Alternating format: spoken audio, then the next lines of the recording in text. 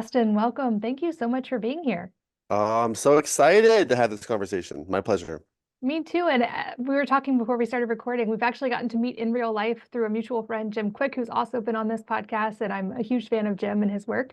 And I'm really excited Mhm. to actually learn from you today and to get to Oh, share this conversation with the audience because you have expertise in many areas. But the one you are going to be talking about today, I feel like is so important for women and for moms and for our kids. mm. And I feel like Yes. just not discussed widely enough.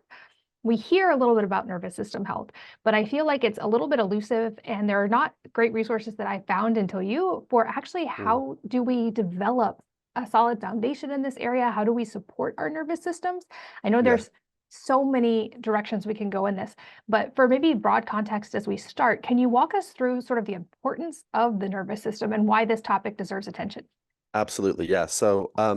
Basically, all of our life that we experience is experienced through the nervous system. So, our thoughts, our feelings, our physical sensations, the trauma that we've been through, the joy that we had, the best day of our life, the worst day of our life, um, the memories that we hold on to, that we cherish, everything is experienced through our nervous system. Learning, relationships, falling in love, all of the experiences of life happen through our nervous system. And there is also a developmental process that is predictable that the nervous system goes through from conception through to about 25, 30 years old when our prefrontal cortex, the most advanced part of our brain, comes online. And so, all of our experiences, our relationships, the food that we put in our body, all these things shape our nervous system. And then that creates expectations from our nervous system that are mostly unconscious about what life means, what's safe or not safe, what we should or shouldn't do, what's okay to do, what's not okay to do. And so, if we want to change your life, if you want to help your child be set up for success into adulthood, understanding your nervous system and then the nervous system is so very important. And also understanding that depending on the age of a child, you're basically the regulating force in that child's life because they don't even have the machinery available yet. And so understanding this, I think, creates a lot of context for how to show up as a mom, a business owner, a partner, and also understanding what maybe children are going through, what a partner is going through. And in general, it sort of explains why people do what they do and what we can do to start to shift and change it. But if we don't understand how our nervous system works, how the nervous system works, life is very mysterious. But when we start to understand these things, a lot of things become less mysterious. I'm so glad you brought up that point because I read this in passing and I was going to ask you to confirm and maybe explain a little bit. But I read that essentially for until about age 7, our children are actually very extremely co-regulated and essentially dependent on us for nervous system regulation, which makes sense. I don't know if that's entirely a true stat or if there's a lot more nuance to that, but I feel Yeah, like even just that idea really brought a lot of like as a mom, I thought like, oh wow, that makes sense. And that's something I would want to be very aware of, especially with babies and small children. big time. Yeah. I mean, I think these days it's about 35, but no, I'm just kidding. But no, I think here's something that's important to understand. Like, one thing that starts to happen when we talk to people who are parents about this stuff is it's like, oh, did I mess up my kids? And the answer is human beings have been around from like a very long time. Like, you didn't mess up your kids, and it's never too late to learn this stuff and then to have a positive impact on your children. And so that's an important thing to understand. But yes, when children are younger, they don't have a prefrontal cortex or much of one. And so it's the parent's job to basically be the regulating factor. I remember when I was like 5 or 6 years old, I was having a temper tantrum. My father told me I was acting like a child, and I literally yelled at him like, I am a child, you know? And I didn't realize the wisdom of that statement until many years later in therapy. But children can be very dysregulating, but they're supposed to be because they don't have the machinery. It's like being mad at like a tricycle for not going as fast as a NASCAR. Like, it just doesn't have the machinery yet. And so the best way to influence your children is to understand how the nervous system works, how your nervous system works, and to decide to be a regulating force in the household for yourself. And then also, hopefully, if there's a partnership or a marriage of some kind, that you two present a united front and understand how each other's nervous systems work, so that like the kids aren't splitting the parents, and the parents are both arguing and repairing in front of the children. Can be That's also very important too, so that children can see the process of rupture and repair. Oh, I feel like that's an important point. It seems like often parents want to avoid conflict in front of their kids so that it doesn't stress the kids out. But I have heard that as well, that actually it's more powerful for them to see you actually be able to engage and have disagreements and then the repair that comes from that than if you always hide the disagreements and they That's never right. get to see things work out, which makes That's sense. right. Or if they see the argument but not the repair. Now, we're not talking about adverse childhood experiences. One of the ACE questions is something like, did you witness violence growing up? So we're not talking about violence, but we are talking about disagreement because basically you're modeling for your children. We only wish that children could pay attention to what we said, not what we did, right? But they're modeling what we do and the state that we're in. They're a reflection of that. And so if we can show them, yes, it's okay to disagree. Well, first, we're not going to raise people pleasers or pushovers, right? But then also, it's okay that we can disagree and then come back together and repair because then that helps us create secure functioning because we realize, oh, there's a rupture, but then there's a repair afterwards. And that creates an expectation in a child's nervous system that I can speak up, cause a little bit of disagreement, but ultimately be able to come back together. That's really what secure functioning is all about. And so modeling that for them is very, very important for sure. And I would guess also modeling that in relation to them. Like as parents, if we ever lose our patience or have a bad day, Yes, I found that like with my kids, if those things inevitably happen, if I then go back after and apologize to them and take ownership for like, I'm sorry I was low on patience and I overreacted, it actually seems like that strengthens the bond, which makes sense. big time, That's awesome. big Okay, so time. Rupture and repairs and everything. My parents were very smart when I was younger. They told me the difference between loving me and liking me, and not even me, but my behavior. So they would maintain always a posture of we love you, but we don't like what you just did. And they separated those two things. So there was a sense of being enough, but then realizing that the problem wasn't me, it was the behavior. And that was super helpful for me too as a kid. And then later learning about all this stuff, I was like, my parents were like pretty smart actually, you know? that's awesome. I think that's huge for all the parents listening is just if we can anchor in them like there's always unconditional love. And that doesn't mean I'm going to agree or like everything you ever choose to do, but none of those things are a threat to the fact that I love you unconditionally That's and right. you can't change that. I That's think right. that's huge. Okay, so I would love to get into the nitty-gritty of how do we reclaim and support our nervous systems because some listeners probably have heard me talk about this before where this was actually a pivotal piece for me, actually even in my physical health. I was 10 years Yeah. in working with all the doctors, doing spreadsheets worth of supplements, tracking everything, and saw little to no improvement. And then when I addressed the mental emotional side, and I would say like Yes. drastically shifted my nervous system, my entire body changed. Yes. And so I've seen firsthand like this, I feel like is a massive key piece that doesn't get talked about enough. And also for me, at least, it was a long and winding journey and a little bit Yeah. elusive to try to figure out. So Yeah. walk us through sort of like nervous system inputs, or how to even become aware of the state of your nervous system, and then we'll Sure. go into what we can do about it. Sure. So first thing first, the reason why it's not talked about enough is because the research is so new. So it's coming out very quickly, and so I'm doing my best to bring it forward. So conversations like this really help. So you can think about your nervous system as one of the things to think about is it's depending on what's happening in your body, whether you're in creative thinking and expansion and big ideas, or if you're in fight or flight, or if you're kind of shut down and dissociated and checked out, each of those states, nervous system states, has a different expense in the metabolism, right? So when we think about like being in a regulated nervous system, when I feel like I can handle any emotion, I can get stressed and then come back, or I can get sad and I can kind of come back, I can see things clearly, I can make a new decision about what something means. Those are metabolically very expensive, right? There's a lot of oxygen and glucose necessary to be in that state, and we need relational and environmental safety. Um, so that's more of what's called a ventral state, ventral vagal state, where there's health, growth, restoration. I'm pro-social. I'm engaging with other people. I tend to have nice vocal prosody. I tend to have safe signals of, on my face and in my tone of voice and my body posture. But when there's too much challenge, we go from that state, we drop down into the fight or flight state, which is sympathetic nervous system that runs up and down your spine. That's anxiety, stress, fear, etc. And that's where we get a lot of cortisol, low-grade subclinical inflammation, HPA axis issues and stuff like that. Except in sympathetic nervous system, when you look at cortisol being boosted, well, what boosts alongside cortisol is glucose levels because the body is preparing to fight or flee, which requires mobilization, and our body needs glucose to mobilize. And so one of the reasons why um, we sometimes have chronic fatigue or we have these mysterious illnesses that, no amount of glutamine can get rid of or probiotics can get rid of is because our metabolic energy is being diverted into stress hormones, and it's basically using up all of our energy to fight or flee. But then if we don't move or we don't move through it, we don't use it, it just stays static. And low-grade inflammation causes all kinds of problems all over the body. And then if we're in a sympathetic nervous system state, that typically inhibits vagal tone, which is part of the parasympathetic nervous system that helps us be in health, growth, and restoration. Because why would I be calm if I'm about to be attacked or something like that? So I can't be calm, I can't be regulated.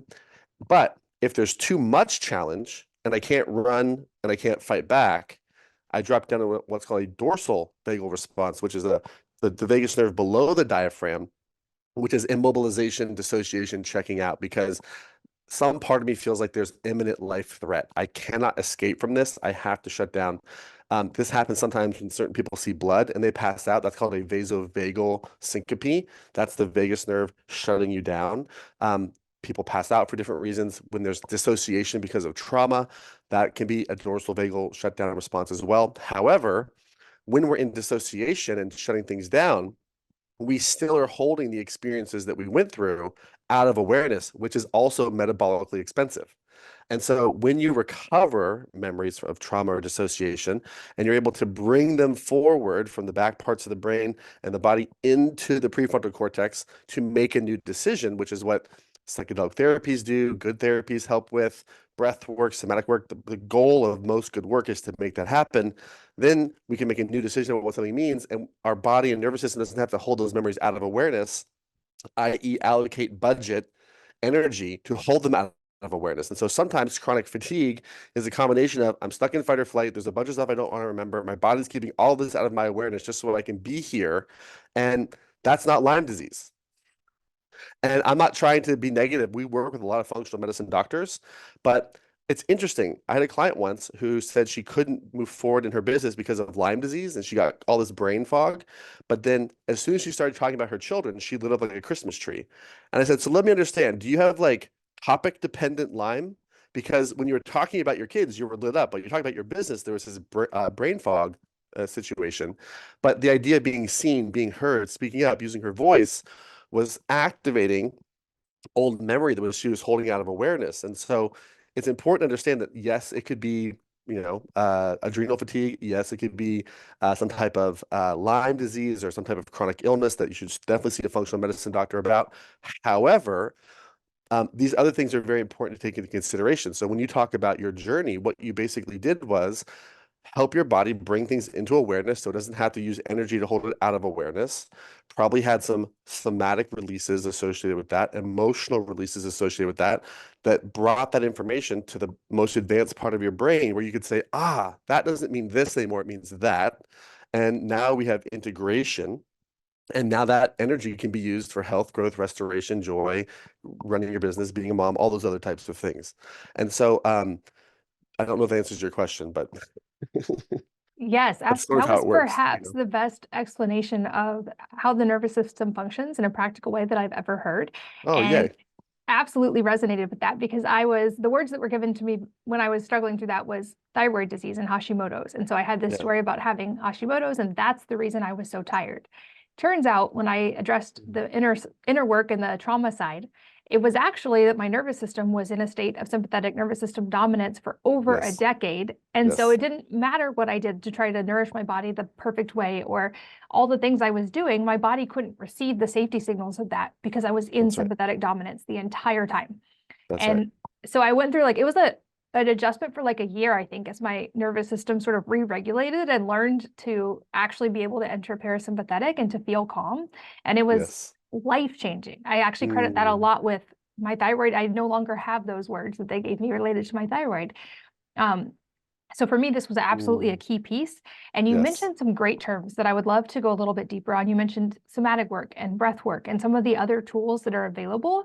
I know Yes. from experience, the nervous system side can feel difficult to kind of make progress on, especially if you have, like I was, was in that state for so long. It definitely took some intentionality and for me, a lot of experimentation. So if we can shorten Yes, that journey for anyone listening, I would love to sure, hear from you. What impactful tools would you start with, or how sure, where would you begin? sure. You just said something really important, and the fact that you know about this is so cool. So this idea of sympathetic dominance basically means that your body is frozen in a state of sort of chronic fight or flight, and it's an extremely expensive state to be stuck in metabolically. So a lot of resources are being diverted away from health, growth, restoration, pro-social relationships into defense, fight or flight, and into cortisol, into adrenaline, into like high stress rate. So when we think about what does the nervous system need to come out of sympathetic dominance, this is going to sound really basic, but it is. Okay, most things are. Um, the latest nervous system science, polyvagal theory, the author of polyvagal theory, Stephen Porges, says this: safety is the treatment. So before we even get into a modality of breath work or EMDR or psychedelic work or a million different other things, you got to and not perfect safety, safe enough. So the practitioners you choose, the people in your life, the environments that you're in, we want to create enough safety so that you're getting signals of safety because sometimes people will say, I had a bad experience with EMDR. But what they mean is, I had a bad experience with a specific EMDR practitioner because the modality is sort of the modality, but does the person make you feel safe or not? And sometimes we can pick people who mirror childhood caregiving patterns where we have to take care of them. So you want to prioritize, do I feel safe? And there's some people that you can probably just open up to and talk to and tell them everything. I don't know why, but it's because you feel safe. And there's some practitioners or massage therapists or myofascial people that I've worked with, just them walking in the room, my body starts to relax, right? So you want to start to pay attention to, when do you start to feel activated or dissociated or checked out or in a stressful state? Like, what are the things that are causing it? And name and notice that first. And then also, where do you feel it in your body? And start to pay attention to those things first. Because I'm modality agnostic. I will tell you a few things though. To regulate your nervous system, it needs resources. And there's three resources that it needs: safe relationships, glucose, and oxygen. If you don't have those three things, uh, then you have a deficit. So you might have a relationship deficit. You might have a glucose deficit. Sorry, people, for ketosis, unless you have cancer and stuff like that. And then also, there could be an oxygen deficit. So that's why, for example, breath work, especially if you're doing long holds and long exhales, helps oxygenate the body, right? Because if you're holding your breath or exhaling, you're probably not in a fight or flight situation. And so when you're holding your breath and exhaling, it activates what's called the vagal brake, which down regulates sympathetic nervous system, right? One of my favorite modalities, it's a little bougie, it's bougie, but I love it. It's hyperbaric oxygen. Hyperbaric oxygen compresses oxygen molecules and gives you about 4 times the amount of oxygen you normally get per breath. And it also, because they're compressed, they get delivered through multiple delivery mechanisms in the blood.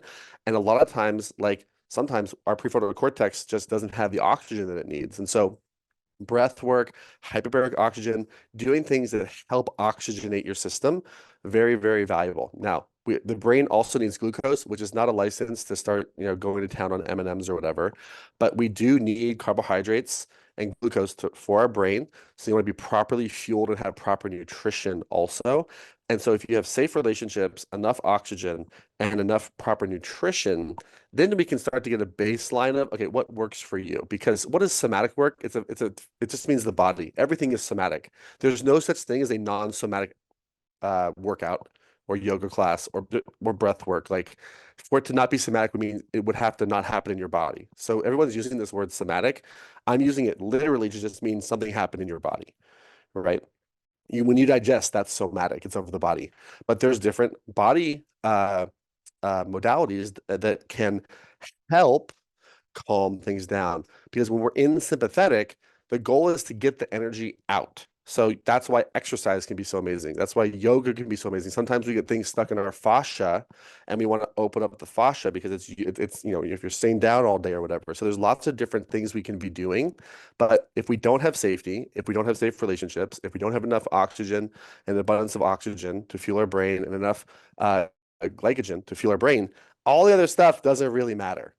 Does that make sense? And then as soon as you start to have those things, then there's the world of modalities opens up. But I will tell you this, I would never suggest you use something or a modality that's not somehow grounded in nervous system science. Because if it's not aligned with how your nervous system works, we should throw it out. End of story. Just because someone came up with a model doesn't mean that it's aligned with our biology. And so I don't have a do this modality because it depends on where people are in their journey. Sometimes they're healing, sometimes they're recovering, sometimes they're strengthening, sometimes they're optimizing.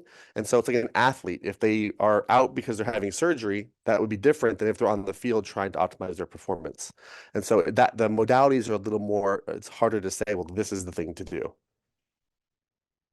I'm so glad you brought that up because I've seen this play out in the health and wellness world for years. Is like everybody wants the blueprint. They want the silver bullet. They want the exact plan. But there's so much nuance there because we are each so individual. And it seems like in the nervous system realm, that is also extremely true. And there are these universal things that universally help the human nervous system. And the That's ones you right. just mentioned, I love because they are either largely extremely inexpensive or completely free when it's something like breath Yes. work that's accessible to all of us. And actually, from what I've seen, doesn't take a lot of time. But as humans, we seem to have this ability to underestimate things that are extremely profoundly helpful if they're simple, because we Yes. underestimate them based on their simplicity. Yeah, I've Um, done that a lot. yeah, we want the new fancy biohack or the Yeah. expensive modality when really it's these foundational things. So I love that you're bringing a voice to for our nervous systems what those foundational things are. It also helped my perspective a lot when I realized, there's been a lot of discussion about nervous system health in like little sound bites circulating on Instagram, for instance, and it Hmm. always seems to focus on like regulating and calming. And somebody brought up a point that I thought was really valuable on the podcast, actually, is like, if you're in the fight state of nervous system and you're trying to just calm yourself down, like forcibly calm down, that's actually nervous system suppression. Because you mentioned exercise, like actually your nervous system might need you to move. It might need to Right. physically process that energy versus just That's right. thinking like, oh, I'm going to force myself to calm down. That's right. And calm and regulated are far from the same thing. Okay. Mm. Because you can be dissociated, checked out, and calm. A regulated nervous system is like a healthy, pliable body. So, example, Tom Brady, right? Best quarterback of all time, till about 45 years old, he was in the game, which is way longer than pretty much anybody. I think it's the longest career ever. He created pliability where he could take a hit without being taken out. And that is really what nervous system regulation is all about. It means we can get angry, sad, stressed. We can experience the full range of our emotions and body sensations without being taken out by them. So a calm nervous system sometimes means, to your point, suppressed or bypassed, right? A regulated nervous system says I can experience the full range of emotion and come back to baseline and not have to avoid an emotion or avoid a body sensation and be calm because calm is not our goal always. Like calm and regulated are not synonyms anywhere close to the same. They don't mean anything anywhere close to the same thing. Think that's extremely valuable context to understand. I think we've kind of gotten a misexplanation of that in these like mini sound bites that are floating all Yeah. over Instagram. And I'm also glad you brought up the glucose piece because I've seen this, especially for women in the last 10 years or so. There's a trend toward more intermittent fasting, more ketosis, more carnivore.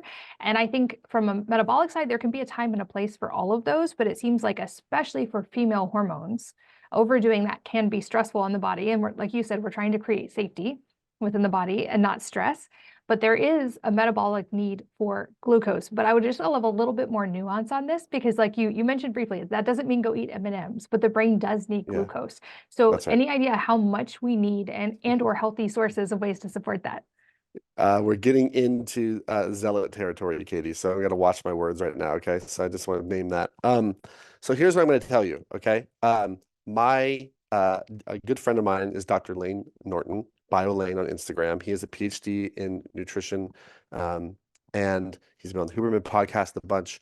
I would refer you to Dr. Lane in terms of nutritional advice because that's outside the scope of my practice. But I'll tell you my belief. Okay.